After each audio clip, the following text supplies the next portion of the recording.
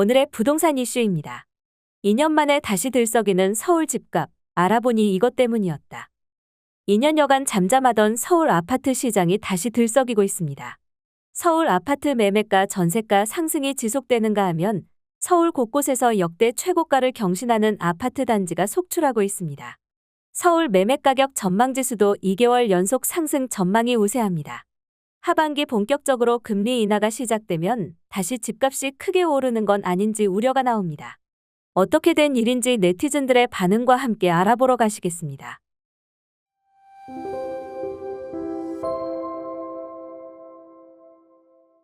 한국부동산원이 17일 발표한 5월 전국주택 가격 동향 조사 결과를 보면 서울 주택 매매가격 지수는 전월 대비 0.14% 상승했습니다.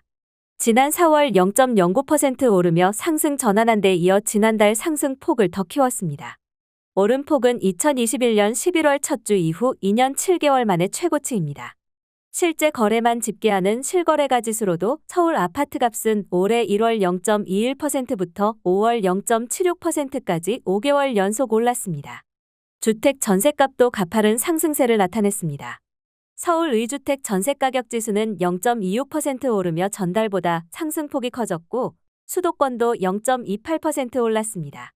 지방은 마이너스 0.03%로 전달보다 하락폭을 줄였고 전국에선 0.12% 상승했습니다. 특히 아파트의 전셋값 상승폭이 큰 편이었습니다. 전국 아파트 전셋값이 0.19% 오른 가운데 서울과 수도권이 각각 0.42%, 0.43% 상승했습니다. 집값 추이는 지역별 온도 차는 있습니다.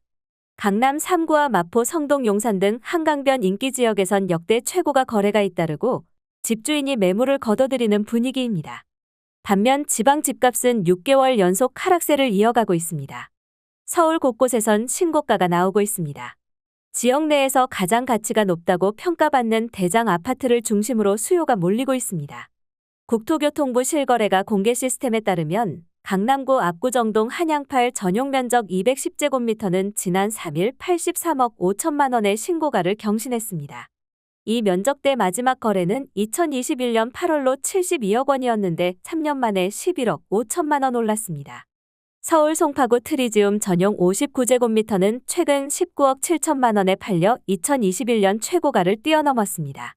서울 광진구 광장동 광장일 스테이트 전용 84제곱미터도 최근 19억 3천만 원의 주인을 찾으며 작년 7월 대비 1억 5천만 원 오르면서 20억 원 돌파를 눈앞에 뒀습니다. 2020에서 2021년과 같은 강세장이 재현될 것이라는 기대감과 우려가 함께 나옵니다. 최근 서울 아파트값 상승의 원인은 전세 가격 상승이 꼽힙니다. 전세 가격이 상승하는 이유는 주택 공급 부족 때문입니다.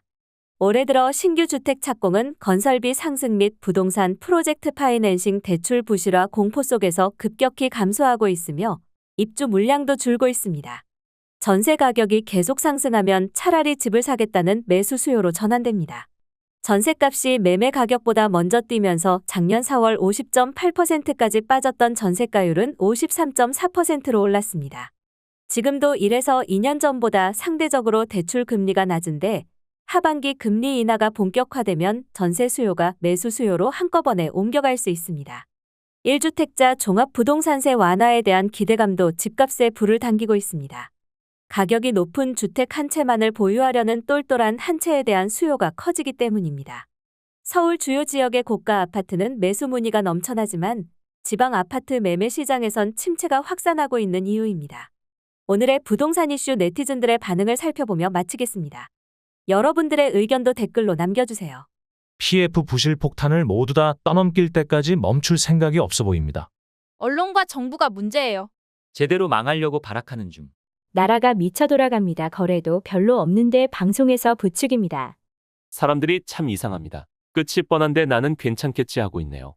살 사람 사고 팔 사람 팔고 알아서들 해. 출산율 0.6인데 각자 알아서들 하자고. 안 산다, 절대 안 사, 금융노예 안 한다. 올라가고 있어요. 당연히 오를 때 팔려고 하죠.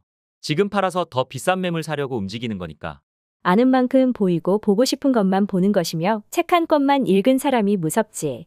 지금 가격이 바닥이라면 누가 저 가격을 받쳐줄 수 있을까? 10억이 넘는 가격을? 부자들 많네. 근데 진짜 부자 많아요. 서울만 그 외 지역은 소멸 지역이라 의미 없음. 이미 중심지는 매물 거두고 있음. 한국 가계부채 비율세 GDP 적용됐지만 여전히 세계 1위.